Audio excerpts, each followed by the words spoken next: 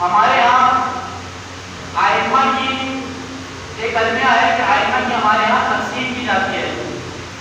اماموں کی تقسیم بندی کی جاتی ہے کہ ایک امام جو ہے وہ امام امن ہے، ایک امام جو ہے وہ امام رسمی ہے، وہ قیامی ہے جنہوں نے قیام کیا، پھر اس کے بعد ایک امام جو سید الصالحین ہے جو صرف عبادتوں میں مشغول رہے، کچھ امام جنہوں نے اپنی زندگی صرف اور صرف درس و تدریس میں گزار دی، یہ تقسیم بندی ہم کرتے ہیں۔ پھر اس کے بعد کچھ امام جو گوشہ نشین رہے، کیا خدا نے امام کو گوشہ نشینی کے لیے بھیجا تھا؟ امام کو خدا نے ہمارا ہادی اور رہنما بنا کر بھیجا تھا، امام گوشہ نشینی کے لیے پیدا نہیں ہوتے، اسی لیے امامت ہم سے دور ہو گئی،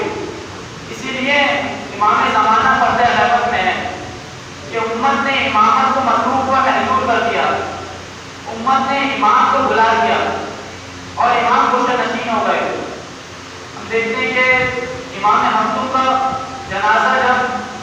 پلے دستہ پر رکھا ہوا تھا تو نام نہاد کیا جو اس دور میں ہزاروں کی تعداد میں تھے، وہ اس پل پر لاتے ہیں اور آ کر دیکھتے ہیں امام کی میت کے اوپر سے کپڑا کفن ہٹا کر دیکھتے ہیں کہ کہیں کوئی شکنجوں کا نشان تو نہیں، کہیں کوئی زخم کا نشان تو نہیں، پھر آ کر یہ گواہی دے کر چلے جاتے ہیں کہ اس میں حکومت دستوروار نہیں ہے، اس میں حکومت دستوروار نہیں ہے، امام اپنی طبی موت گئے ہیں۔ تمام آئمہ جس طرح کی یہ تقسیم بندی کی جاتی ہے، آئمہ کی ہمارے یہاں متاسفانہ ہے، یہ تشیع کے مخالف طبقے کی طرف سے ہے۔ ڈاکٹر طه مصری، کچھ لوگوں نے نام سنا ہو ہے، جنہوں نے مکتب تشیع کے اوپر ایک کتاب لکھی جس میں اماموں کا ذکر کیا اور آئمہ کی اماموں کی اس طرح سے تقسیم بندی کی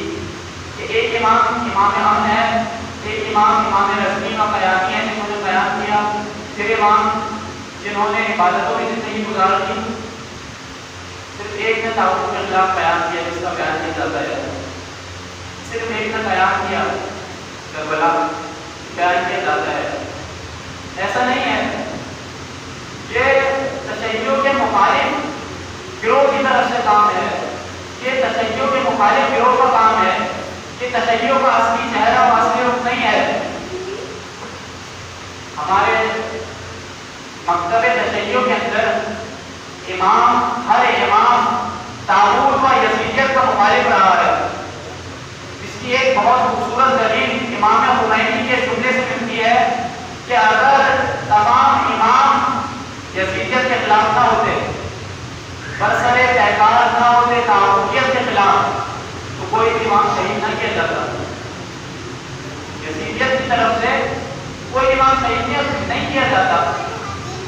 مخالفوں کی طرف سے تمام آئمہ کو، تمام اماموں کو شہادت نصیب ہوئی، تمام آئمہ ہمارے شہید کیے گئے، کچھ آئمہ کو تیر سے تلوار سے شہید کیا گیا، کسی امام کو زہر دے کر شہید کیا گیا۔ یہ کیوں ہوا؟ کیونکہ امام ایک مکمل تحریک چلا رہے تھے۔ وہ کون سی تحریک تھی جو امام چلا رہے تھے؟ یہ وہی تحریک تھی جس کا آغاز جناب سیدہ نے کیا اور اس کو اپنے عروج تک امام حسین علیہ السلام نے کربلا میں پہنچایا، اور اس کے بعد امام سجاد سے لے کر امام حسن عسکری تک یہ سلسلہ پہنچا۔